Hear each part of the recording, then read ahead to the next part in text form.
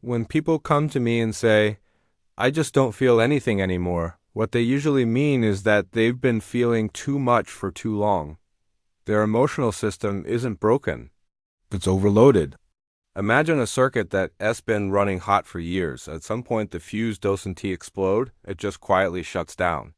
That's what happens when we bottle up our emotions. The truth is, we don't learn how to feel.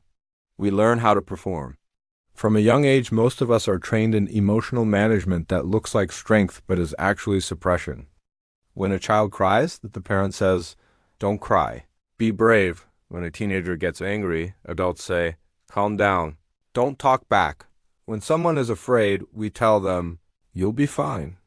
And bit by bit, we learn that certain emotions make people uncomfortable. So we tuck them away because connection matters more than expression. But here's the psychological paradox. The very thing we suppress to protect connection eventually destroys it. Because when you hide your real feelings long enough, you lose the ability to show up authentically. You start living behind a filter. People may like you, but they never really meet you. The human nervous system wasn't built for constant containment. Every emotion you swallow becomes a tiny weight inside your body. You carry anger in your jaw, grief in your chest, anxiety in your stomach. Your mind calls it stress, but your body knows it's backlog. And eventually that backlog spills into every area of life. You snap at people for small things. You can't focus. You scroll endlessly because stillness feels unbearable. When I talk about handling emotions, people think I mean controlling them, but control is the problem. What I actually mean is relationship. Learning to have a relationship with your emotional world instead of treating it like an enemy. Think of emotions as signals. They're not moral. They're data. Anger says, something feels violated. Sadness says, something valuable was lost. Anxiety says, something feels uncertain. The goal isn't to get rid of the signal. It's to understand what it's pointing to. But when we're raised to fear these signals, we start fighting them instead of listening. A lot of people live in a constant tug of war with their own feelings. They get angry, then feel guilty for being angry, then frustrated that they can't stop feeling guilty. That's emotional looping. You're no longer reacting to life. You're reacting to your reaction. And that's exhausting. There's a reason suppression feels powerful at first. It gives a temporary illusion of control. You swallow the emotion, take a deep breath, and think I'm fine. But what actually happens is that the emotional charge goes underground. It hides in the subconscious, waiting for a trigger. Maybe months later, someone cuts you off in traffic and suddenly you're furious. It's not about traffic. It's about years of unprocessed anger finally finding a doorway. Handling emotions starts with permission. Permission to feel without immediately fixing. Most people skip that step because they mistake emotional awareness for weakness. But awareness is the opposite of weakness. It's the foundation of regulation. If you can't acknowledge what's there, you can't work with it. When I ask people, what are you feeling right now? They often give me thoughts, not feelings. They'll say, I feel like a failure, or I feel that no one cares. Those aren't emotions. They're interpretations. The real feeling underneath might be shame or loneliness. But because we're so used to analyzing, we end up intellectualizing pain instead of experiencing it. The mind becomes a defense mechanism against the body. So one of the first practices I teach is to slow down enough to name sensations. Where in your body do you feel this emotion? What does it want to tell you? Can you let it exist for 30 seconds without judging it? That small act of witnessing begins to unwind years of conditioning, because emotions don't need to be solved. They need to be seen. There's a myth that if we let ourselves fully feel, we'll drown, but that's not true. Emotions have a natural lifespan when they're allowed to move.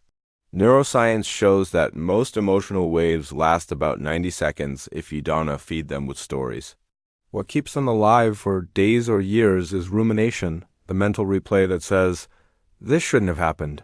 So the key is not to suppress the feeling or obsess over it, but to let it flow through the body while anchoring in awareness. When people begin this process, they're often surprised by how physical it feels. You might start crying out of nowhere, or shaking, or yawning, that's your nervous system releasing stored energy. It's messy, but healing. Your body remembers what your mind tried to forget. Some emotions are layered. You think you're angry, but underneath is grief. Or you think you're anxious, but underneath is excitement that's been labeled unsafe. Part of emotional maturity is learning to read these layers without judgment. The goal isn't to label yourself as emotional or calm. It's to become fluent in your inner language so you can respond wisely instead of react blindly. And here's something people rarely talk about. Bottled emotions distort perception. When you suppress sadness, you become cynical about joy. When you suppress anger, you become numb to passion. You can't selectively anesthetize. The moment you shut down one part of the emotional spectrum, the rest dims too. That's why many people say, I can't feel happiness anymore. It's not that joy disappeared. It's that they had to lock the door to pain and joy lives in the same house. To actually handle emotions, we have to rebuild trust with ourselves. For years, we've trained our nervous system to believe that certain feelings are dangerous. So when those feelings arise, the body tenses. The breath shortens. We go into fight or flight against ourselves. But healing is re-educating the body that it's safe to feel again. That might mean taking a breath when tears come instead of swallowing them. It might mean writing down anger before it becomes resentment. It might mean sitting quietly and letting the sadness speak for a few minutes. Sometimes people ask, how do I express emotions without hurting others? That's an important question, because expression without mindfulness becomes projection. The key difference is ownership. You make me angry is projection. I feel anger when this happens is ownership. When you own an emotion, you're saying, this is my internal state, and I'm responsible for how I engage with it. That responsibility transforms emotional energy from destructive to constructive. Over time, as you practice naming, feeling, and owning emotions, something remarkable happens. You start to trust your inner world instead of fearing it. You realize anger doesn't make you violent.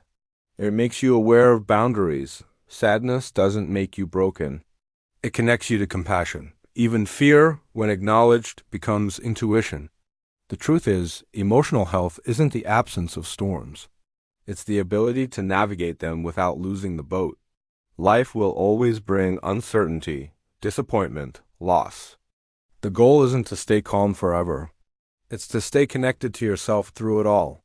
Because the moment you disconnect internally, you start searching externally for balance, through control, achievement, substances, or people. But the regulation you crave isn't out there. It's the quiet skill of turning toward yourself instead of away. Sometimes I ask people to imagine their emotions as children knocking on the door. Each one wants attention. The angry one, the lonely one, the scared one. Most of us open the door, take a quick look, and slam it shut. But what if you invited them in? What if you said, okay, tell me what's going on? That's what integration feels like. You stop being at war with yourself. Of course, this isn't easy. Especially if you grew up in an environment where emotions were dismissed or punished. Your nervous system learned that expression equals danger. So don't expect yourself to become emotionally fluent overnight. Start small. 10 seconds of awareness at a time. The goal isn't perfection, it's presence. As you practice this, you might notice resistance. That's normal. The mind will say, this is pointless, or I don't have time for this. That's just fear disguised as logic. But underneath that fear is your aliveness waiting to be reclaimed. There's something profoundly liberating about realizing that emotions aren't problems to solve, but experiences to move through. When you allow yourself to cry, you're not falling apart.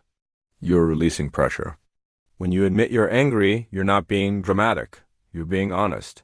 When you feel joy after grief, you're not betraying the past. You're honoring the full cycle of being human.